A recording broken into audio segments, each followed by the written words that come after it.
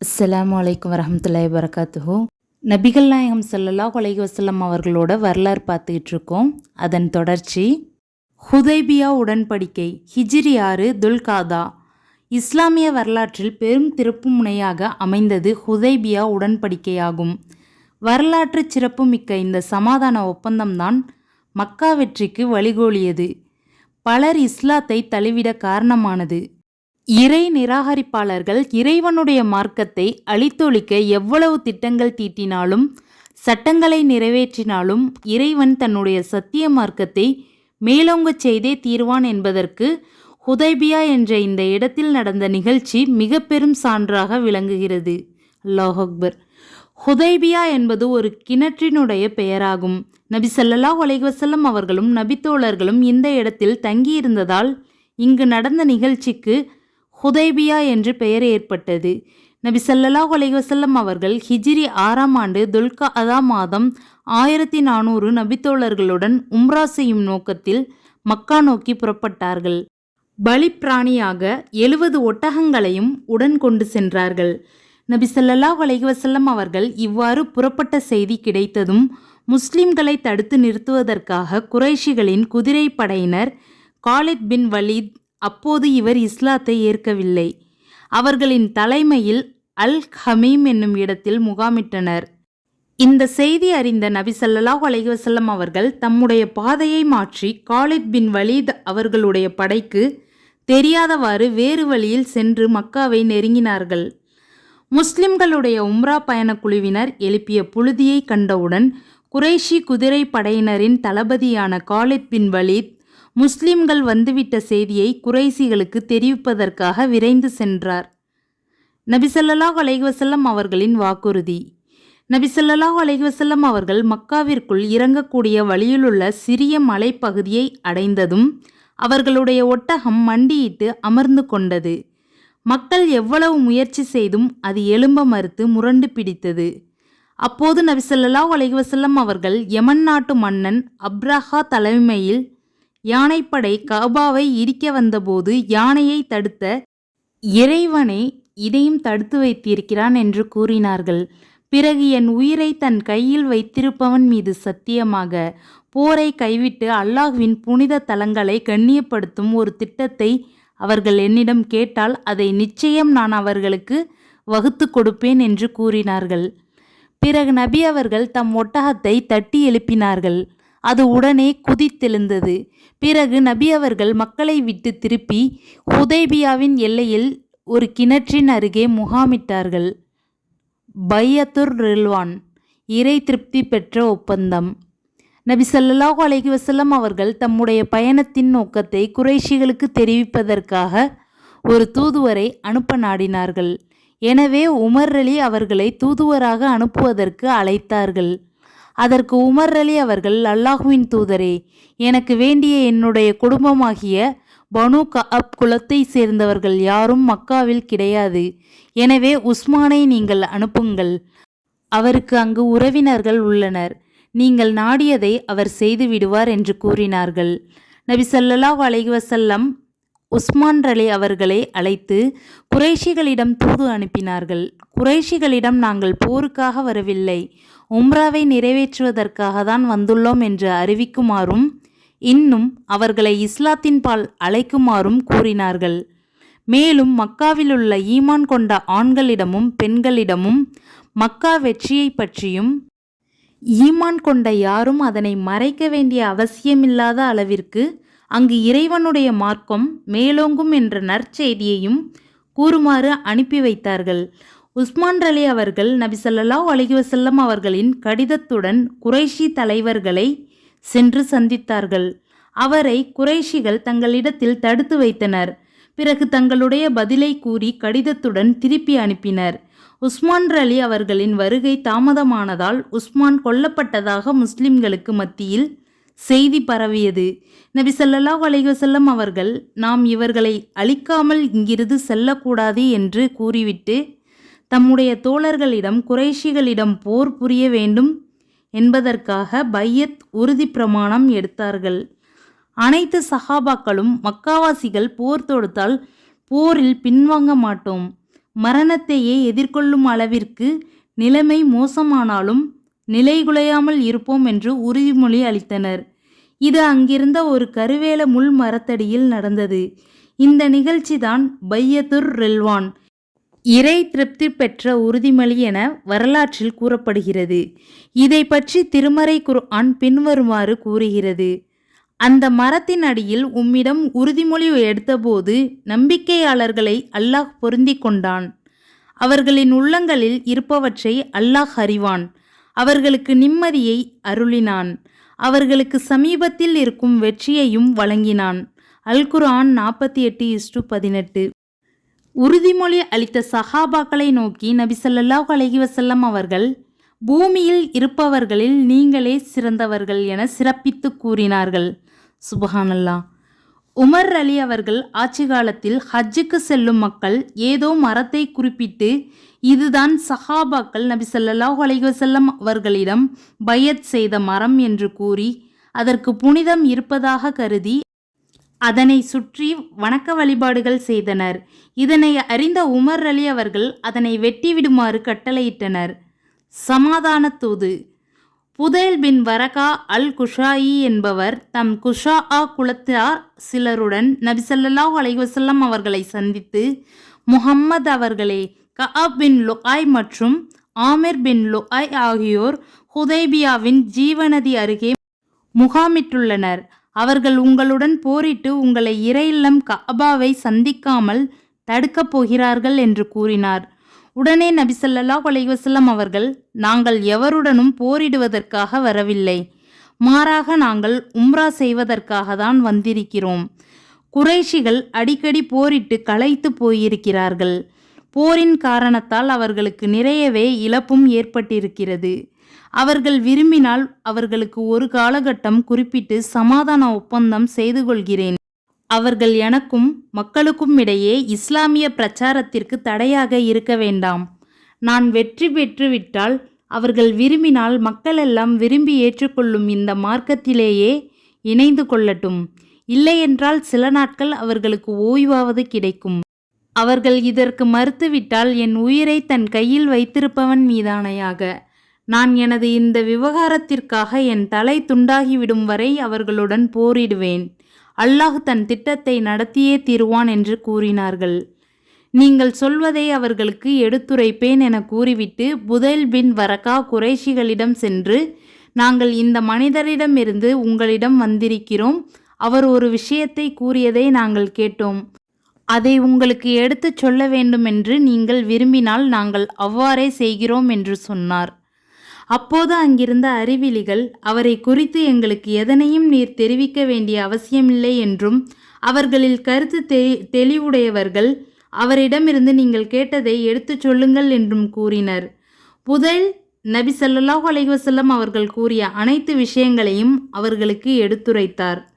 புதைல் கூறிய கருத்துக்களை கேட்டவுடன் உர்வா பின் மஸ்ஊத் அஸ் சகஃபி என்பவர் எழுந்து குறைஷி குலத்தாருக்கு அவர் செய்த சேவைகளை குறிப்பிட்டுவிட்டு, முஹம்மது உங்கள் முன் நல்லதொரு திட்டத்தை சமர்ப்பித்துள்ளார்.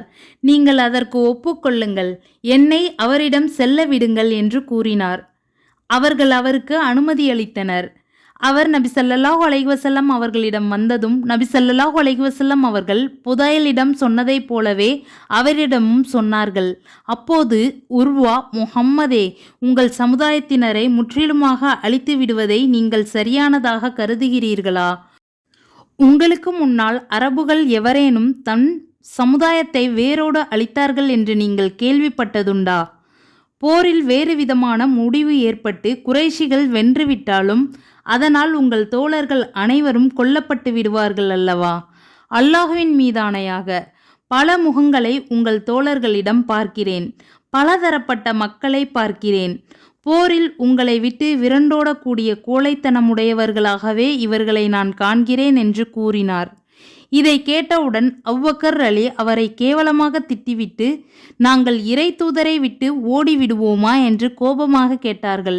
அபூபக்கர் அலி உர்வாவிற்கு உதவி செய்தவராக இருந்ததால் அவர் அபூபக்கருக்கு எதிராக எதையும் கூறவில்லை. பிறகு உர்வா நபித்தோழர்களை கூர்ந்து பார்த்தார். அவர்களுடைய நற்பண்புகளையும் கட்டுப்பாட்டையும் சகோதரத்துவத்தையும் பார்த்துவிட்டு தன் சமூகத்தாரிடம் சென்று, என் சமுதாயத்தாரே, நான் பல அரசர்களிடம் தூதுக்குழுவில் ஒருவனாகச் சென்றுள்ளேன்.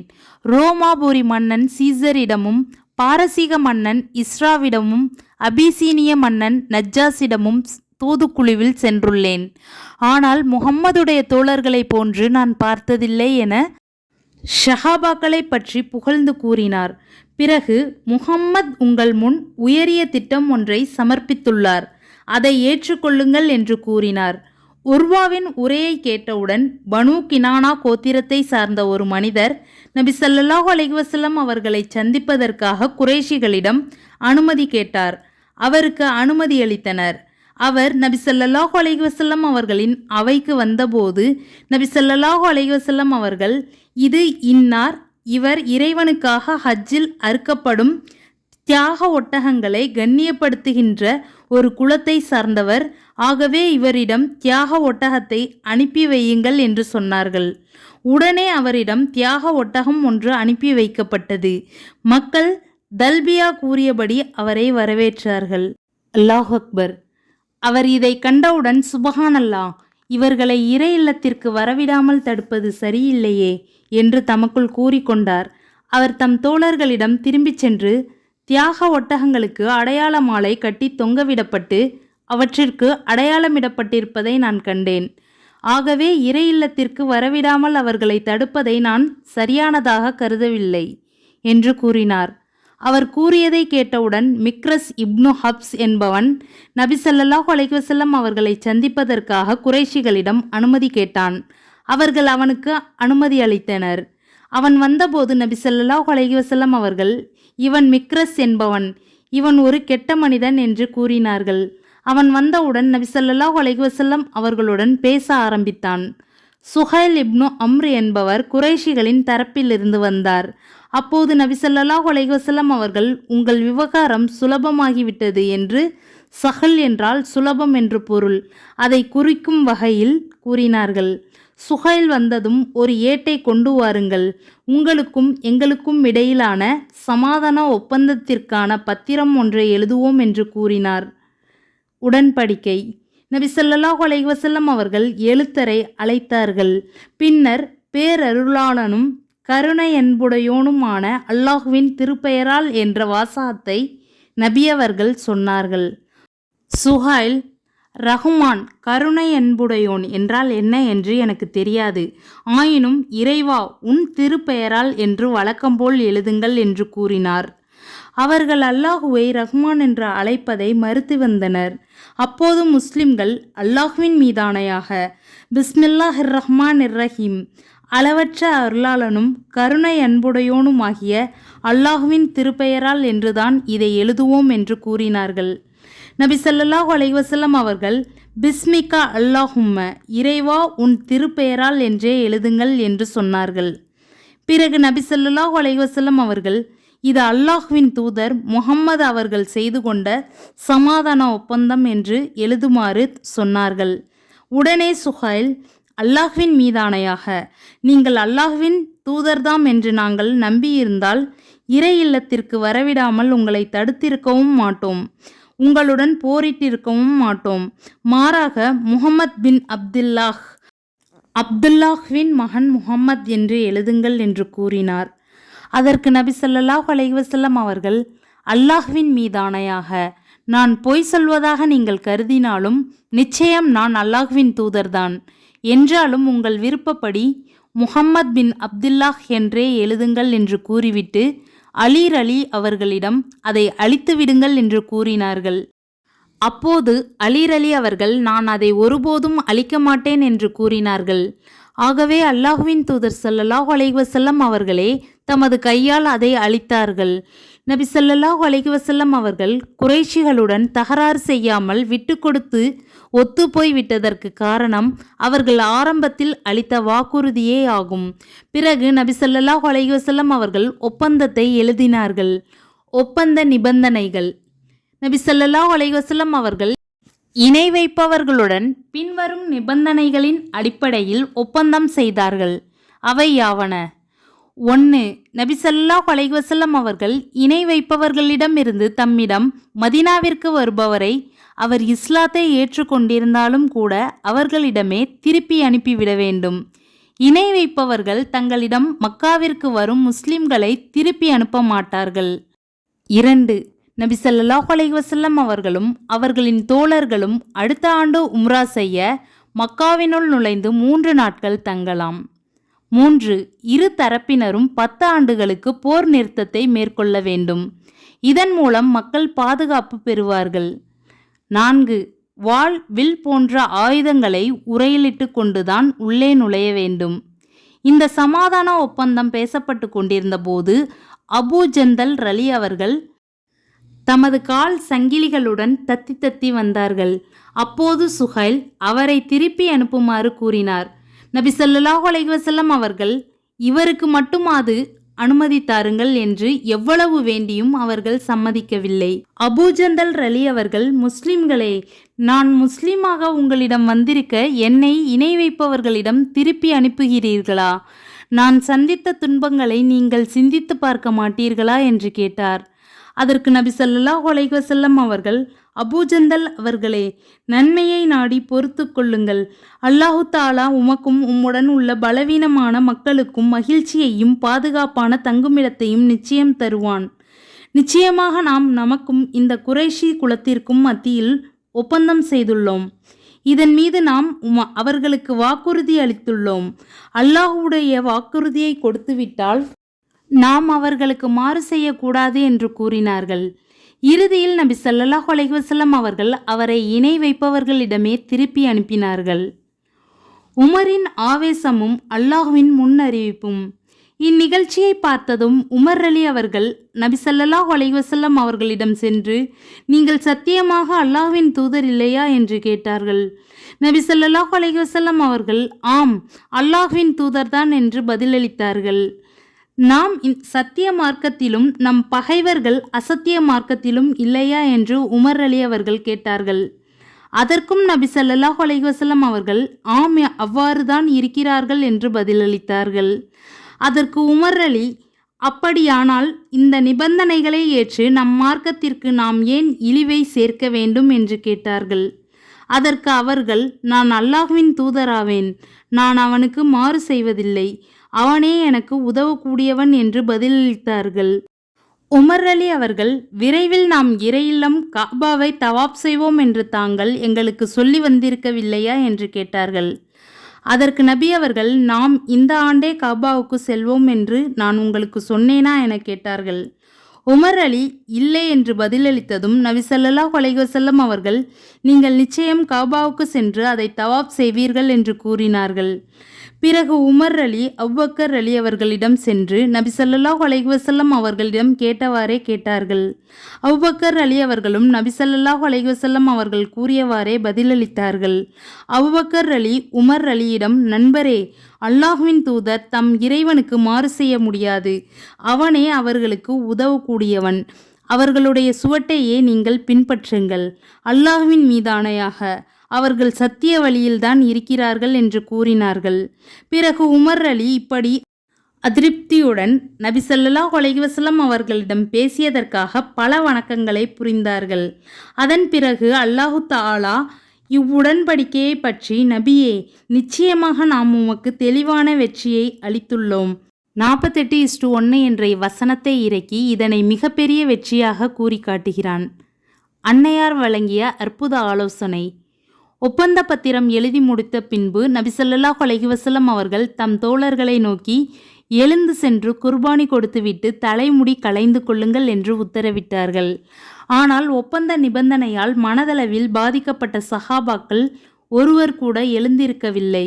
நபி ஸல்லல்லாஹு அலைஹி வஸல்லம் அவர்கள் 3 முறை இவ்வாறு கட்டளையிட்டும் யாரும் எழுந்திருக்கவில்லை. சஹாபாக்களில் யாரும் எழுந்திருக்காத காரணத்தால் தம்முடைய மனைவி உம்மு சலமா அலி அவர்களிடம் சென்று மக்களிடமிருந்து தாம் சந்தித்த அதிருப்தியையும் அதனால் அவர்கள் தமக்கு கீழ்ப்படியாமல் இருப்பதையும் தெரிவித்தார்கள். உடனே உம்மு சலமா அலி அவர்கள், அல்லாஹ்வின் தூதரே, தியாக பிராணியை அறுத்துவிட்டு தலைமுடியை களைந்து கொள்ள வேண்டும் என்று விரும்புகிறீர்களா? முதலில் நீங்கள் தியாக பிராணிகளை அறுத்துவிட்டு முடியை களைய புறப்படுங்கள். நீங்கள் குர்பானி ஒட்டகங்களை அறுத்துவிட்டு உங்கள் நாவிதரை அழைத்து அவர் உங்கள் முடியை களையும் வரை அவர்களில் எவருடனும் ஒரு வார்த்தையும் பேசாதீர்கள் என்ற ஆலோசனை கூறினார்கள். நபி ஸல்லல்லாஹு அலைஹி வஸல்லம் அவர்களும் அவ்வாறே செய்தார்கள். நபி ஸல்லல்லாஹு அலைஹி வஸல்லம் அவர்களை கண்டதும் மற்ற நபி தோழர்களும் எழுந்து சென்று தியாக பிராணிகளை அறுத்து தலைமுடியை களைய துவங்கினார்கள். ஒருவரை ஒருவர் போட்டியிட்டு கொண்டு சென்றனர். பிறகு மதீனாவை நோக்கி திரும்பினர். ஹுதைபியாவில் நடந்த அற்புதம். ஜாபிர் பின் அப்துல்லாஹ் அலி அவர்கள் கூறியதாவது, ஹுதைபியா உடன்படிக்கையின் போது மக்களுக்கு தாகம் ஏற்பட்டது. அப்போது நபி ஸல்லல்லாஹு அலைஹி வஸல்லம் அவர்களுக்கு முன்னால் தோல் குவளை ஒன்று இருந்தது. அதிலிருந்து நபி ஸல்லல்லாஹு அலைஹி வஸல்லம் அவர்கள் உலு செய்தார்கள். மக்கள் நபி ஸல்லல்லாஹு அலைஹி வஸல்லம் அவர்களை நோக்கி ஓடி வந்தார்கள். நபி ஸல்லல்லாஹு அலைஹி வஸல்லம் அவர்கள் உங்களுக்கு என்ன ஆயிற்று என்று கேட்டார்கள். மக்கள் தங்கள் முன்னால் உள்ள தண்ணீரை தவிர நாங்கள் உலு செய்வதற்கும் குடிப்பதற்கும் வேறு தண்ணீர் எங்களிடம் இல்லை என்று பதிலளித்தனர். உடனே நபி ஸல்லல்லாஹு அலைஹி வஸல்லம் அவர்கள் தம் கையை தோல் குவளையினுள் வைத்தார்கள். உடனே அவர்களுடைய விரல்களுக்கிடையே இருந்து ஊற்றுகளைப் போன்று தண்ணீர் பொங்கி வரத் தொடங்கியது. நாங்கள் அதிலிருந்து தண்ணீர் அருந்தினோம், மேலும் உலு செய்தோம். அறிவிப்பாளர் ஷாலிம் பின் அபில் ஜஅத்ரஹ் கூறுகிறார்கள், நான் ஜாபிர் அலி அவர்களிடம் நீங்கள் எத்தனை பேர் இருந்தீர்கள் என்று கேட்டேன். அவர்கள் நாங்கள் 1,00,000 பேர் இருந்திருந்தாலும் கூட அது எங்களுக்கு போதுமானதாக இருந்திருக்கும், நாங்கள் 1500 பேர்தாம் இருந்தோம் என்று பதிலளித்தார்கள். புகாரி 3576. பராஉ பின் ஆசிப் அலி அவர்கள் கூறியதாவது, ஹுதைபியா நிகழ்ச்சியின் போது நாங்கள் 1400 பேர் இருந்தோம். ஹுதைபியா என்பது மக்காவிலிருந்து மதினா செல்லும் பாதையில் இருந்த ஒரு கிணறாகும். நாங்கள் அதிலிருந்து தண்ணீர் இறைத்தோம். எந்த அளவுக்கென்றால் அதில் ஒரு சொட்டு தண்ணீரை கூட நாங்கள் விட்டு வைக்கவில்லை. நபி ஸல்லல்லாஹு அலைஹி வஸல்லம் அவர்கள் கிணற்றின் விளிம்பில் உட்கார்ந்து கொண்டார்கள். பிறகு சிறிது தண்ணீரை வரவழைத்து வாய் கொப்பளித்தார்கள். பிறகு தம் வாயிலிருந்த நீரை கிணற்றுக்குள் உமிழ்ந்தார்கள். நாங்கள் சிறிது நேரம் பொறுத்திருந்தோம். பிறகு நாங்கள் தாகம் தீரும் வரையிலும் எங்கள் வாகனங்கள் தாகம் தீரும் வரையிலும் அல்லது எங்கள் வாகனங்கள் தாகம் தீர்ந்து திரும்பும் வரையிலும் நாங்கள் அக்கிணற்றிலிருந்து தண்ணீர் இறைத்தோம். புகாரி 3577. இறை நம்பிக்கை கொண்ட பெண்களின் ஹிஜ்ரத். சமாதான ஒப்பந்தம் அமலில் இருந்த காலகட்டத்தில் இறை நம்பிக்கை கொண்ட பெண்கள் ஹிஜ்ரத் செய்து நபி ஸல்லல்லாஹு அலைஹி வஸல்லம் அவர்களிடம் வந்தனர். குறைஷிகள் அப்பெண்களை ஒப்பந்த பிரகாரம் திருப்பி அனுப்ப வேண்டும் என வேண்டினர். அப்போது நபி ஸல்லல்லாஹு அலைஹி வஸல்லம் அவர்கள், நாம் ஒப்பந்தத்தில் பெண்களையும் திருப்பி அனுப்ப வேண்டும் என எழுதவில்லை, ஆண்களை மட்டும் குறிக்கும் வாசகத்தை தான் பயன்படுத்தியுள்ளோம், எனவே திருப்பி அனுப்ப முடியாது என மறுத்துவிட்டார்கள். மேலும் அல்லாஹ், நம்பிக்கை கொண்டோரே, நம்பிக்கை கொண்ட பெண்கள் ஹிஜ்ரத் செய்து உங்களிடம் வந்தால் அவர்களை சோதித்து பாருங்கள். அவர்களது நம்பிக்கையை அல்லாஹ் நன்கறிந்தவன். அவர்கள் நம்பிக்கை கொண்டோர் என்று நீங்கள் அறிந்தால் அவர்களை ஏக இறைவனை மறுப்போரிடம் திருப்பி அனுப்பிவிடாதீர்கள். இவர்கள் அவர்களுக்கு அனுமதிக்கப்பட்டோர் அல்லர், அவர்கள் இவர்களுக்கு அனுமதிக்கப்பட்டோரும் அல்லர். அவர்கள் இப்பெண்களுக்காக செலவிட்டதை அவர்களுக்கு கொடுத்து விடுங்கள். அவர்களுக்குரிய மனக்கொடைகளை நீங்கள் வழங்கினால் அவர்களை நீங்கள் மணந்து கொள்வது உங்கள் மீது குற்றமில்லை. ஏக இறைவனை மறுக்கும் பெண்களுடன் முன்னர் செய்த திருமண ஒப்பந்தங்களை தொடராதீர்கள். நீங்கள் செலவிட்டதை நீங்கள் கேளுங்கள், அவர்கள் செலவிட்டதை அவர்கள் கேட்கட்டும். இதுவே அல்லாஹுவின் கட்டளை. உங்களுக்கிடையே அவன் தீர்ப்பளிக்கிறான்.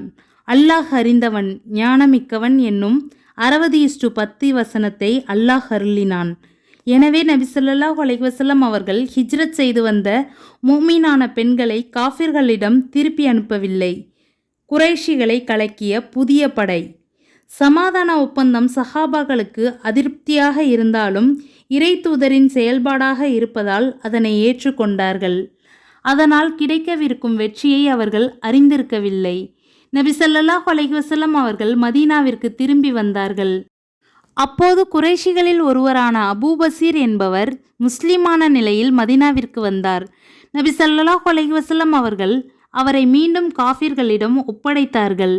அவர் மக்காவிற்கு செல்லும் வழியில் தன்னை அழைத்து சென்ற இருவரில் ஒருவரை கொன்றுவிட்டார். மற்றொருவர் தப்பித்து மதீனாவிற்கே வந்தார். அபூ பஷீர் நபி ஸல்லல்லாஹு அலைஹி வஸல்லம் அவர்களிடம், அல்லாஹ்வின் தூதரே, அல்லாஹ்வின் மீதானையாக, அல்லாஹ் தங்கள் பொறுப்பை நிறைவேற்றிவிட்டான். தாங்கள் என்னை திருப்பி அனுப்பிவிட்டீர்கள். அல்லாஹ் என்னை அவர்களிடமிருந்து காப்பாற்றி விட்டான் என்று கூறினார். அப்போது நபி ஸல்லல்லாஹு அலைஹி வஸல்லம் அவர்கள், இவரது தாய்க்கு கேடு உண்டாகட்டும். உதவுபவர் எவராவது இவருக்கு கிடைத்தால் இவர் போர் தீயை மறுபடியும் மூட்டிவிடுவார் என்று கூறினார்கள். இதை செவியுற்ற அபூ பஸீர் அவர்கள், நபி ஸல்லல்லாஹு அலைஹி வஸல்லம் அவர்கள் தம்மை மீண்டும் குறைஷிகளிடம் திருப்பி அனுப்பிவிடுவார்கள் என்பதை புரிந்து கொண்டு அங்கிருந்து தப்பியோடி கடலோரத்திற்கு சென்றார்கள். சுஹைலின் மகன் அபூ ஜந்தல் ரலியவர்களும் குறைஷிகளிடமிருந்து தப்பியோடி அபூ பஷீர் அவர்களுடன் சேர்ந்து கொண்டார்கள்.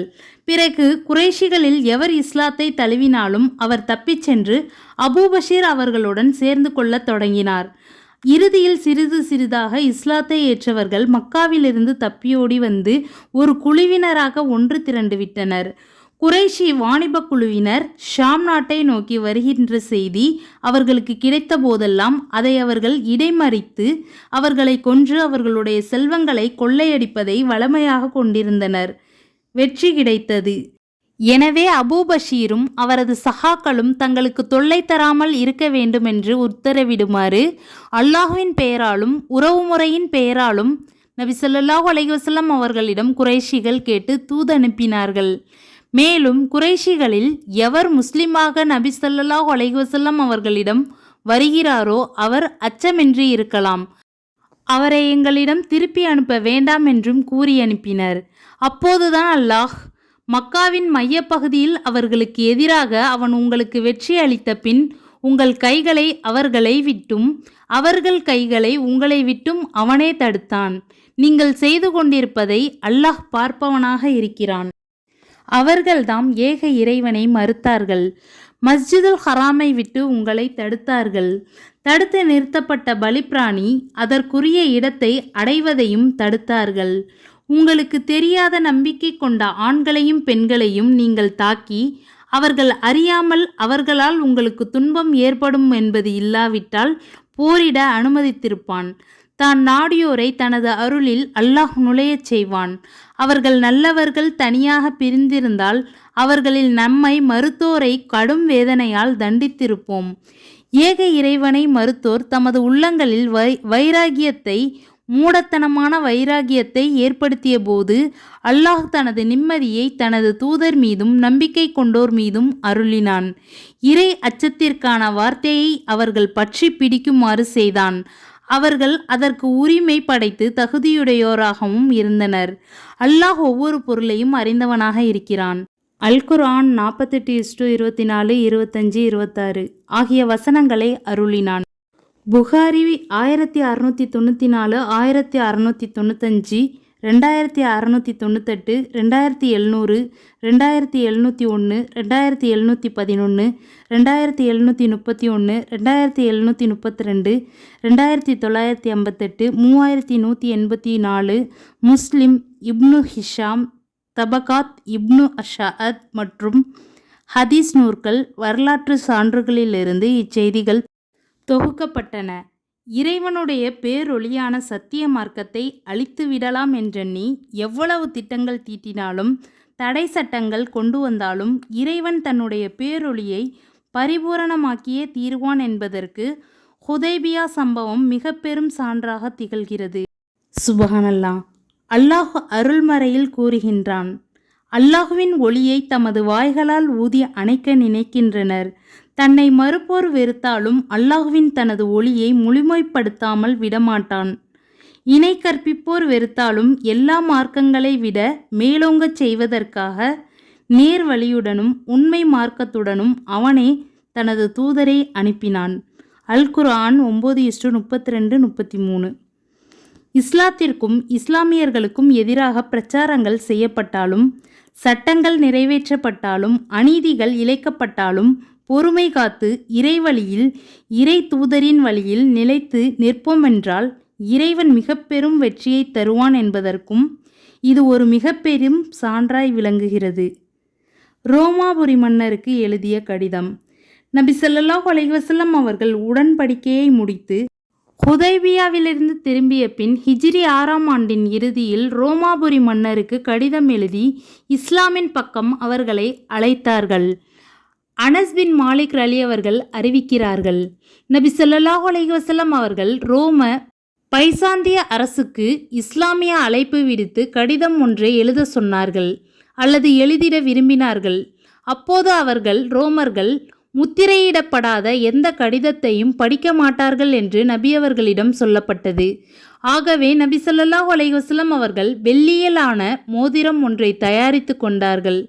அதில் முஹம்மதுர் ரசூலுல்லா, அல்லாஹுவின் தூதர் முஹம்மது என்று இலச்சினை பொறிக்கப்பட்டது. இப்போதும் நான் அவர்களுடைய கரத்தில் இருந்த மோதிரத்தின் வெண்மையை பார்ப்பதை போன்றுள்ளது. நூல் புகாரி 65. ரோமாபுரி மன்னர் ஹெராக்லியஸிற்கு எழுதிய கடிதம். அளவிலா அருளாளன் நிகரிலா அன்புடையோன் அல்லாஹுவின் திருப்பெயரால்.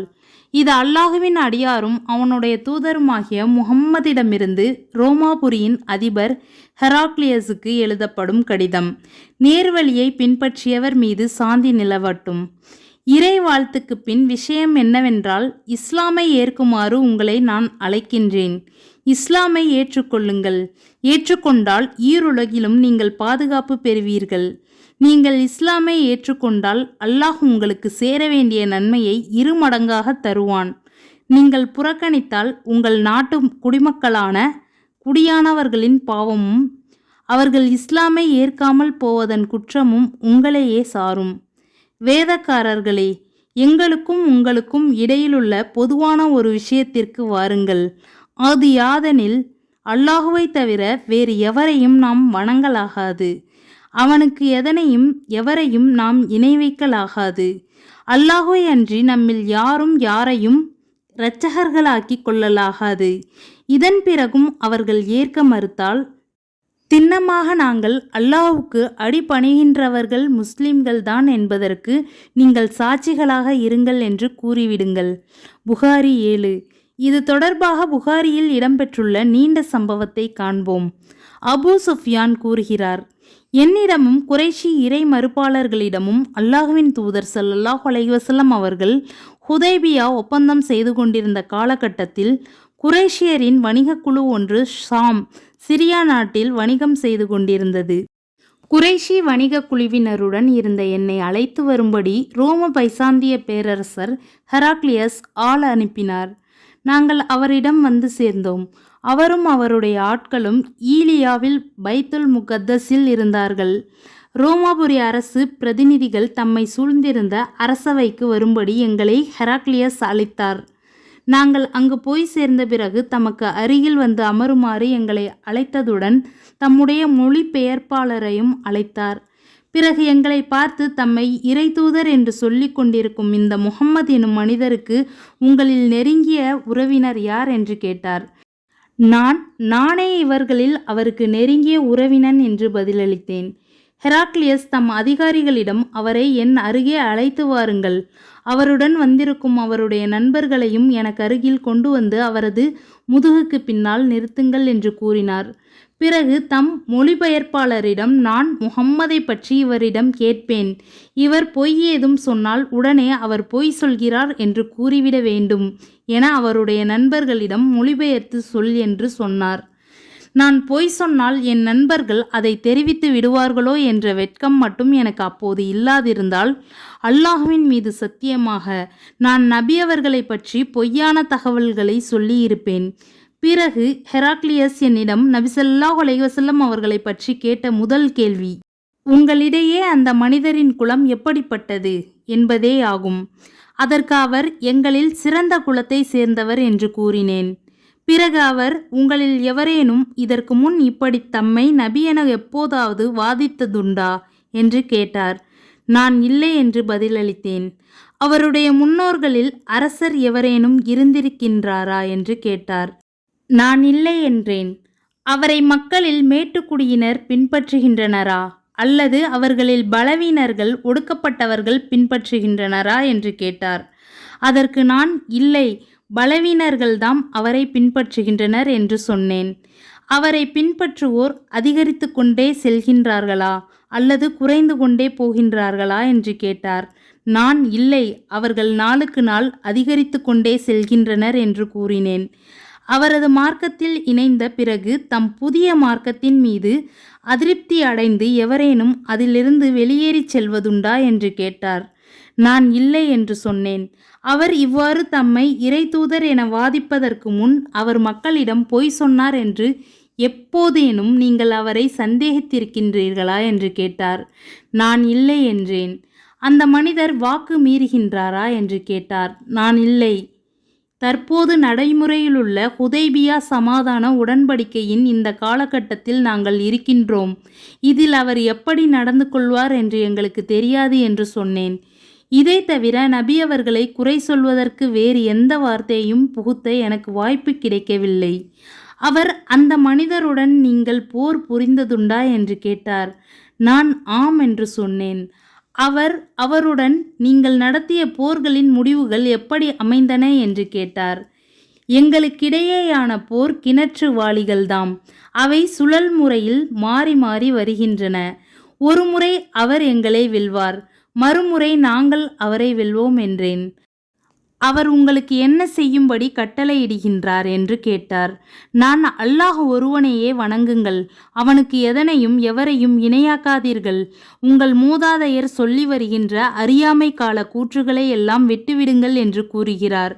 தொழுகையை நிறைவேற்றும்படியும் ஜக்காத் கொடுக்கும்படியும் உண்மை பேசும்படியும் சுய கட்டுப்பாடுடன் வாழும்படியும் உறவுகளை பேணும்படியும் எங்களுக்கு அவர் கட்டளையிடுகின்றார் என்று சொன்னேன். பிறகு ஹெராக்லியஸ் தம் மொழிபெயர்ப்பாளரிடம் பின்வருமாறு கூறினார். அபூ சுஃபியானிடம் கூறிவிடு, நான் உம்மிடம் அவருடைய குலத்தை பற்றி கேட்டேன். அதற்கு நீர் அவர் எங்கள் மத்தியில் சிறந்த குலத்தை உடையவர் என்று பதிலளித்தீர். இவ்வாறே இறைதூதர்கள் ஒரு சமுதாயத்தின் நற்குடியில்தான் தேர்ந்தெடுக்கப்படுகின்றனர். நான் உம்மிடம் இவருக்கு முன்னர் உங்களில் எவரேனும் இந்த வாதத்தை முன் வைத்ததுண்டா என்று கேட்டேன். அதற்கு நீர் இல்லை என்று பதிலளித்தீர். இவருக்கு முன்னர் எவரேனும் இந்த வாதத்தை முன்வைத்திருந்ததாக நீர் கூறியிருந்தால் தமக்கு முன்னர் சிலரால் முன்வைக்கப்பட்ட ஒரு வாதத்தை பின்பற்றி செல்கின்ற ஒரு சராசரி தான் இவர் என்று நான் சொல்லியிருப்பேன். நான் உம்மிடம் அவருடைய முன்னோர்களில் அரசர் எவரேனும் இருந்திருக்கின்றாரா என்று கேட்டேன். அதற்கு நீர் இல்லை என்று பதிலளித்தீர். அவருடைய முன்னோர்களில் அரசர் எவரேனும் இருந்ததாக நீர் கூறியிருந்தால் தம் முன்னோரின் ஆட்சி அதிகாரத்தை தாமும் அடைய விரும்பும் ஒரு சராசரி மனிதர்தாம் இவர் என்று நான் கூறியிருப்பேன். நான் உம்மிடம் அவர் இவ்வாறு தம்மை இறைதூதர் என வாதிப்பதற்கு முன்பு அவர் மக்களிடம் பொய் பேசினார் என்று எப்போதேனும் நீங்கள் சந்தேகித்ததுண்டா என்று கேட்டேன். அதற்கு நீர் இல்லை என்று பதிலளித்தீர். இதிலிருந்து மக்களிடம் பொய் பேச துணியாத அவர் அல்லாஹ்வின் மீது பொய் சொல்ல மாட்டார் என்று நான் புரிந்து கொண்டேன். நான் உம்மிடம் மக்களில் மேட்டுக்குடியினர் அவரை பின்பற்றுகின்றனரா அல்லது பலவீனர்களா ஒடுக்கப்பட்டவர்களா என்று கேட்டேன். அதற்கு நீர் ஒடுக்கப்பட்ட மக்களே அவரை பின்பற்றுகின்றனர் என்று பதிலளித்தீர். பெரும்பாலும் அவர்கள்தாம் இறைதூதர்களை பின்பற்றுவோர் ஆவர். நான் உம்மிடம் அவரை பின்பற்றுபவர்கள் நாளுக்கு நாள் அதிகரித்து வருகின்றனரா அல்லது குறைந்து வருகின்றனரா என்று கேட்டேன். அதற்கு நீர் அவர்கள் அதிகரித்தே வருகின்றனர் என்று பதிலளித்தீர். இறை நம்பிக்கை விவகாரம் அவ்வாறுதான் வளர்ந்து கொண்டே இருக்கும். நான் உம்மிடம் அவரது மார்க்கத்தில் இணைந்த பின் எவரேனும் தமது புதிய மார்க்கத்தின் மீது அதிருப்தி கொண்டு அதிலிருந்து வெளியேறி செல்வதுண்டா என்று கேட்டேன். அதற்கு நீர் இல்லை என்று பதிலளித்தீர். இறை நம்பிக்கை இத்தகையதே. அதன் மலர்ச்சி இதயங்களில் கலந்துவிடும்போது அதை குறித்து எவருமே அதிருப்தி அடைய மாட்டார். நான் உம்மிடம் அந்த மனிதர் வாக்கு மீறுகின்றாரா என்று கேட்டேன். அதற்கு நீர் இல்லை என்று பதிலளித்தீர். இறை தூதர்கள் இத்தகையோரே, அவர்கள் வாக்கு மீற மாட்டார்கள். சுப்ஹானல்லாஹ். நான் உம்மிடம் அவர் உங்களுக்கு என்ன கட்டளையிடுகின்றார் என்று கேட்டேன். அதற்கு நீர் அல்லாஹுவையே வணங்க வேண்டும், அவனுக்கு எதையும் எவரையும் இணை கற்பிக்க கூடாது என்று அவர் கட்டளையிடுவதாகவும் சிலைகளை வணங்க வேண்டாம் என்று உங்களுக்கு தடை விதிப்பதாகவும் தொழுகை, உண்மை, சுய கட்டுப்பாடு ஆகியவற்றை கடைபிடிக்கும்படி அவர் கட்டளையிடுவதாகவும் நீர் பதிலளித்தீர். நீர் சொல்வது உண்மையாயிருப்பின் அவர் என்னுடைய இந்த பாதங்கள் உள்ள இடத்திற்கு ஆட்சியாளராவார். இறை தூதரான அவர் வரவிருப்பதாக நான் அறிந்திருந்தேன். ஆனால் அவர் குறைஷியரான உங்களிலிருந்து வருவார் என்று நான் நினைத்திருக்கவில்லை. நான் அவரை சென்றடைவேன் என அறிந்தால் அவரை சந்திக்க பெருமுயற்சி எடுப்பேன். அவர் அருகில் நான் இருந்திருந்தால் அவரது கால்களை கழுவியிருப்பேன் என்று கூறினார். பிறகு அல்லாஹுவின் தூதர் ஸல்லல்லாஹு அலைஹி வஸல்லம் அவர்களின் கடிதத்தை கொண்டு வருமாறு ஹெராக்லியஸ் உத்தரவிட்டார். அக்கடிதத்தை அல்லாஹுவின் தூதர் ஸல்லல்லாஹு அலைஹி வஸல்லம் அவர்கள் திஹியா அல் கல்பீர் அலி அவர்களிடம் கொடுத்து புஸ்ரா நகர ஆட்சியர் ஹாரிஸ் பின் அபி ஷம்ர் வாயிலாக ஹெராக்லியஸிடம் ஒப்படைக்கும்படி கூறியிருந்தார்கள். ஹெராக்லியஸ் அதை வாசிக்கச் செய்தார். கடிதத்தில் எழுதப்பட்ட வாசகங்கள் முன்னர் கூறப்பட்டுவிட்டது. ஹெராக்லியஸ் தாம் சொல்ல வேண்டியதை எல்லாம் சொல்லி அந்த கடிதத்தை படித்து முடித்தபோது அவர் அருகில் அவரை சுற்றிலும் இருந்த மதகுருமார்கள் மற்றும் ரோம பைசாந்திய ஆட்சியாளர்களின் கூச்சலும் இரைச்சலும் அதிகரித்தது. குரல்கள் உயர்ந்தன. உடனே நாங்கள் அந்த அவையிலிருந்து வெளியேற்றப்பட்டோம். நாங்கள் வெளியேற்றப்பட்ட போது நான் என் நண்பர்களிடம் இப்னு அபி கப்சா முஹம்மதுவின் விவகாரம் வலிமை பெற்றுவிட்டது. மஞ்சள் நிற இனத்தாரின் ரோமரின் மன்னரே அவருக்கு முகம்மதுக்கு அஞ்சுகிறாரே என்று சொன்னேன். அன்று தொட்டு அல்லாஹ்வின் தூதர் ஸல்லல்லாஹு அலைஹி வஸல்லம் அவர்களின் அம்மார்க்கம் விரைவில் வெற்றி பெறும் என்று உறுதி பூண்டவனாக நான் இருக்கலானேன்.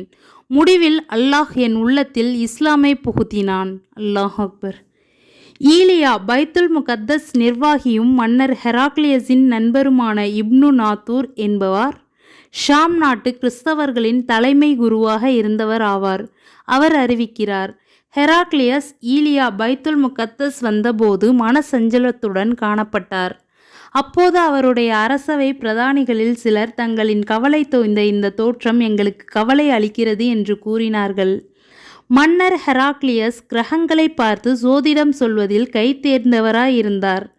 தங்களின் கவலைக்கு காரணம் என்னவென்று அவர்கள் வினவியதற்கு, இன்றிரவு நான் நட்சத்திரங்களை கூர்ந்து கவனித்து கொண்டிருந்த போது விருத்த சேதனர்களின் அரசர் தோன்றிவிட்டதை பார்த்தேன் என்று ஹெராக்லியஸ் கூறிவிட்டு, இந்த தலைமுறையினரின் விருத்த சேதனம் செய்து கொள்ளும் வழக்கமுடையவர்கள் யார் என்று கேட்டார். அதற்கு அவர்கள், நாங்கள் அறிந்தவரையில் யூதர்களைத் தவிர வேறு யாரும் விருத்த சேதனம் செய்து கொள்வதில்லை. அவர்களை பற்றி நீங்கள் கவலையடையாதீர்கள். உங்கள் ஆட்சிக்குட்பட்ட நகரங்களுக்கெல்லாம் எழுதி அங்குள்ள யூதர்களை கொன்றுவிடுமாறு கட்டளையிடுங்கள் என்றார்கள். இவ்வாறு அவர்கள் உரையாடி கொண்டிருக்கையில் அல்லாஹுவின் தூதர் ஸல்லல்லாஹு அலைஹி வஸல்லம் அவர்களை பற்றிய தகவல்களை தெரிவிக்கும் ஒரு மனிதரை கஸ்ஸான் குலத்தின் குறுநில மன்னர் ஹெராக்லியஸிடம் அனுப்பியிருந்தார். அம்மனிதர் ஹெராக்லியஸிடம் அழைத்து வரப்பட்டார். அவரிடமிருந்து தகவல்களை பெற்றுக்கொண்ட ஹெராக்லியஸ், இவரை அழைத்துச் சென்று இவர் விருத்த சேதனம் செய்திருக்கிறாரா அல்லவா என்று சோதியுங்கள் என்று ஆணையிட்டார். அவ்வாறே அவரை பார்வையிட்டனர். அவர் விருத்த சேதனம் செய்திருப்பதாக ஹெராக்லியஸிடம் கூறினார்கள். மேலும் அந்த மனிதரிடம் ஹெராக்லியஸ் அரபுகளின் பழக்க வழக்கங்கள் குறித்து விசாரித்த போது அவர்கள் விருத்த சேதனம் செய்து கொள்ளும் வழக்கமுடையவர்கள்தான் என்று குறிப்பிட்டார். உடனே ஹெராக்லியஸ், இதோ இந்த தலைமுறையினரின் அரசர் தோன்றிவிட்டார் என்று கூறினார். பின்னர் இது தொடர்பாக ரோமின் தலைநகரான ரூமியாவில் இருந்த தம் நண்பரும் கல்வி கேள்வியில் தமக்கு நிகரானவருமான லஹ்காத்திர் என்னும் ஒருவருக்கு கடிதம் எழுதிவிட்டு ஹெராக்லியஸ் ஹிம்ஸ் நகருக்கு சென்றார். அவர் ஹிம்ஸ் சென்றடைவதற்குள் நண்பரிடமிருந்து பதில் கடிதம் வந்தது. அந்த கடிதத்தில் ஹெராக்லியஸின் ஊகப்படியே நபிகளாரின் வருகை பற்றியும் அவர் இறை தூதர்தாம் என்பது பற்றியும் குறிப்பிடப்பட்டிருந்தது. பின்னர் ஹெராக்லியஸ் ஹிம்ஸ் நகரில் இருந்த தமது கோட்டை ஒன்றிற்கு வருமாறு ரோமாபுரியின் பிரமுகர்கள் அனைவருக்கும் ஆணையிட்டார். அவர்கள் வந்து சேர்ந்ததும் அந்த கோட்டையின் கதவுகளை எல்லாம் பூட்டி விடும்படி உத்தரவிட்டார். அவ்வாறே அவை பூட்டப்பட்டன. பின்னர் ஹெராக்லியஸ் அந்த அவையில் இருந்தவர்கள் முன் தோன்றி, ரோமானியரே, உங்களுக்கு வெற்றியும் நேர்வழியும் கிடைக்க வேண்டுமென்ற ஆசையும் உங்கள் ஆட்சி நீடிக்க வேண்டுமென்ற எண்ணமும் உங்களுக்கு உண்டா? இந்த இறை தூதரை ஏற்றுக்கொள்ளுங்கள் என்று பேசினார். இதை கேட்ட மாத்திரத்தில் காட்டுக்கழுதைகள் வெருண்டோடுவதை போன்று கோட்டை கதவுகளை நோக்கி அவர்கள் வெருண்டோடி கதவுகளை நெருங்கியதும் அவை தாளிடப்பட்டிருக்க கண்டனர். அவர்கள் வெருண்டோடுவதை பார்த்த ஹெராக்லியஸ், நபி ஸல்லல்லாஹு அலைஹி வஸல்லம் அவர்கள் மீது இந்த மக்கள் விசுவாசம் கொள்ள மாட்டார்கள் என்று நிராசையான போது அவர்களை என்னிடம் திருப்பி அனுப்புங்கள் என்று காவலர்களை நோக்கி சொன்னார். அவர்கள் திரும்பி வந்ததும் நீங்கள் உங்கள் மதத்தின் மீது கொண்டுள்ள பிடிப்பை சோதிக்கவே நான் சற்று முன்னர் அவ்வாறு பேசினேன். இப்போது உங்கள் உறுதியை ஐயமற அறிந்து கொண்டேன் என்று கூறினார். உடனே ரோமர்களின் வழக்கப்படி அனைவரும் அவருக்கு சிரமணிந்தனர். அவரை குறித்து திருப்தியும் அடைந்தனர். இதுவே மன்னர் ஹெராக்லியஸின் இறுதி நிலைப்பாடாக இருந்தது. புகாரி 7. இது போன்ற நபி ஸல்லல்லாஹு அலைஹி வஸல்லம் அவர்கள் பல நாட்டு மன்னர்களுக்கும் கடிதங்கள் எழுதினார்கள். அஸ்ஸாஃபிருல்லாஹ், சுப்ஹானல்லாஹ், அல்லாஹு அக்பர், லா இலாஹ இல்லல்லாஹ், முஹம்மது ரசூலுல்லாஹ். இந்த மார்க்கத்திலேயே உங்களையும் என்னையும் நம்மளோட குடும்பத்தாரையும் சந்ததிகளையும் அல்லாஹ் நிலைத்திருக்க செய்வானாக. இன்ஷா அல்லாஹ். துவா செய்யுங்க, நானும் செய்கிறேன். அல்லாஹு அக்பர்.